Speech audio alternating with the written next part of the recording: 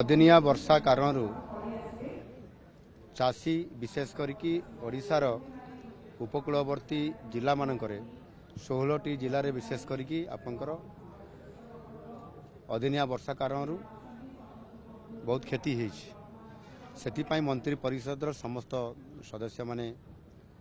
विभिन्न जिला गस्त करते मु निजे तीनोटी जिला गस्त करी आमर उपमुख्यमंत्री केवी सिंहदेव जी कटक जगतसिंहपुर अंचल को गस्त करते से विभागीय अधिकारी मान को निर्देश दि जाइतिला ता रिपोर्ट प्रस्तुत करने रिपोर्ट प्रस्तुत होगी आसी जाइछि एवं सेतिरे मध्य मु या आगुरु मध्य घोषणा कर सारी जे पाखापाखि 6,66,000 रु अधिक आपंकर चाषींकर जो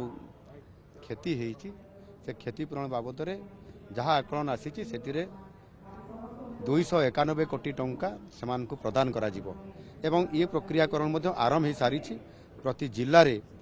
जिलापाल जरिया ये कार्यक्रम त्वरित पर्यायर करा जिवो एवं चाषी निश्चित भाव में यह पाइबो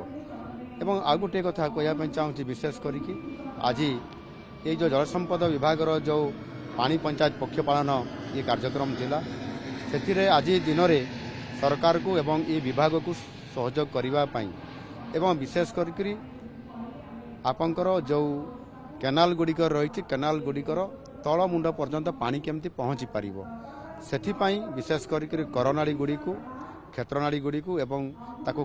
कंक्रीट करी आपंकर तल स्तर को पानी पहुँचार व्यवस्था ये सरकार संपूर्ण भाव में कर कार्यक्रम आरंभ होती स्वतंत्र भाव में पानी पंचायत जो माने सदस्य अच्छा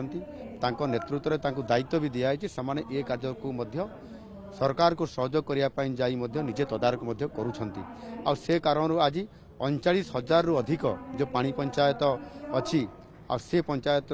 पानी पंचायत समस्त सदस्य माने या निरंतर भाव सरकार को सहयोग कर आसुचंती एवं धीरे धीरे आम सरकार पर्याप्त परिमाण रे पानी को किभली भाव में संरक्षण रखा जाई परिबो सेथिपाई आपंकर लाइनिंग करा जाउची एवं ताहा सहित मध्य ये पानी सबु जलसेचित जो सिलेक्ट करा